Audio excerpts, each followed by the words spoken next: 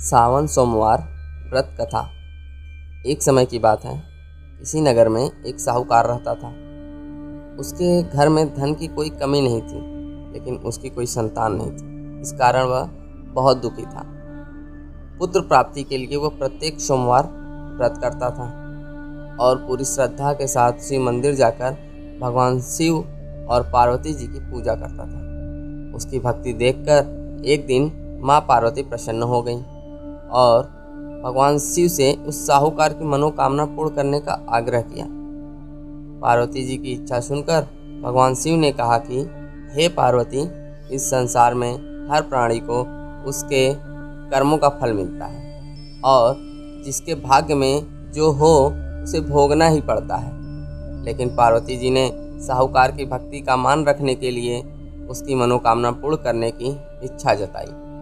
माता पार्वती के आग्रह पर शिव जी ने साहूकार को पुत्र प्राप्ति का वरदान तो दिया, लेकिन साथ ही यह भी कहा कि उसके बालक की आयु केवल 12 वर्ष होगी। माता पार्वती और भगवान शिव की बातचीत को साहूकार सुन रहा था। उसे ना तो इस बात की खुशी थी और ना ही दुख। वह पहले की भांति शिव जी की पूजा करता रहा। कुछ समय बाद साहूकार के घर एक पुत्र का जन्म हुआ। वह बालक 11 वर्ष का हुआ तो उसे पढ़ने के लिए काशी भेज दिया गया। साहूकार ने पुत्र के मामा को बुलाकर उसे बहुत सारा धन दिया और कहा कि तुम इस बालक को काशी विद्या प्राप्ति के लिए ले जाओ और मार्ग में यज्ञ कराना। जहाँ भी यज्ञ कराओ वहाँ ब्राह्मणों को भोजन कराते और दक्षिणा देते हुए जाना। दोनों मामा भांजे इस तरह यज्ञ कराते और ब्राह्मणों को दान दक्षिणा देते काशी की ओर चल पड़े।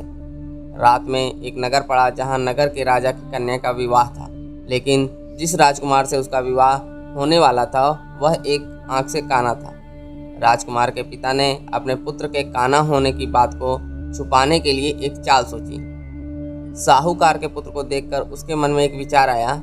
उसने सोचा क्यों न इस लड़के को दूल्हा बनाकर राजकुमारी से विवाह करा दूं।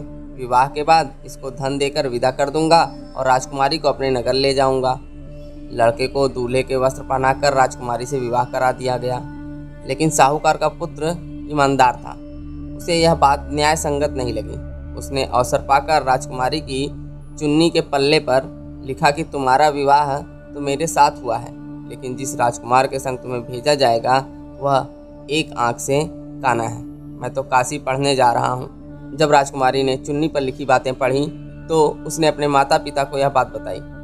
राजा ने अपनी पुत्री को विदा नहीं किया, जिससे बारात वापस चली गई। दूसरी ओर साहूकार का लड़का और उसका मामा काशी पहुँचे और वहाँ जाकर उन्होंने यज्ञ किया। जिस दिन लड़के की आयु 12 साल की हुई उसी दिन यज्ञ रखा गया था। लड़के ने अपने मामा से कहा, मेरी तबीयत कुछ ठीक नहीं है। मामा ने कहा कि तुम अंदर जाकर सो जाओ। शिव जी के वरदानुसार कुछ ही देर में उस बालक के प्राण निकल गए। मृत भांजे को देख उसके मामा ने विलाप शुरू कर दिया। संयोगवश उसी समय शिव जी और माता पार्वती उधर से जा रहे थे। पार्वती ने भगवान से कहा, स्वामी, मुझे इसके रोने का स्वर सहन नहीं हो रहा। आप इस व्यक्ति के कष्ट को अवश्य दूर करें। जब शिव जी मृत बालक के समीप गए तो वह बोले कि यह उसी साहूकार का पुत्र है जिसे मैंने 12 वर्ष की आयु का वरदान दिया है। अब इसकी आयु पूरी हो चुकी है। लेकिन मातृभाव से विभोर माता पार्वती ने कहा कि हे महादेव, आप इस बालक को और आयु देने की कृपा करें, अन्यथा इसके वियोग में इसके माता पिता भी तड़प तड़प कर मर जाएंगे। माता पार्वती के आग्रह पर भगवान शिव ने उस लड़के को जीवित होने का वरदान दिया। शिव जी की कृपा से वह लड़का जीवित हो गया। शिक्षा समाप्त करके लड़का मामा के साथ अपने नगर की ओर चल दिया। दोनों चलते हुए उसी नगर में पहुंचे जहां उसका विवाह हुआ था। उस नगर में भी उन्होंने यज्ञ का आयोजन किया। उस लड़के के ससुर ने उसे पहचान लिया और महल में ले जाकर उसकी खातिरदारी की और अपनी पुत्री को विदा किया। इधर साहूकार और उसकी पत्नी भूखे प्यासे रहकर बेटे की प्रतीक्षा कर रहे थे।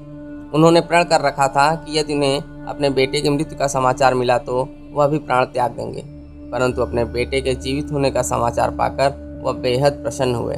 उसी रात भगवान शिव ने व्यापारी के स्वप्न में आकर कहा, हे श्रेष्ठी, मैंने तेरे सोमवार के व्रत करने और व्रत कथा सुनने से प्रसन्न होकर तेरे पुत्र को लंबी आयु प्रदान की है। इसी प्रकार जो कोई सोमवार व्रत कथा करता है तथा कथा सुनता है और पढ़ता है, उसके सभी दुख दूर होते हैं और समस्त मनोकामनाएं पूर्ण होती हैं। ओम नमः शिवाय।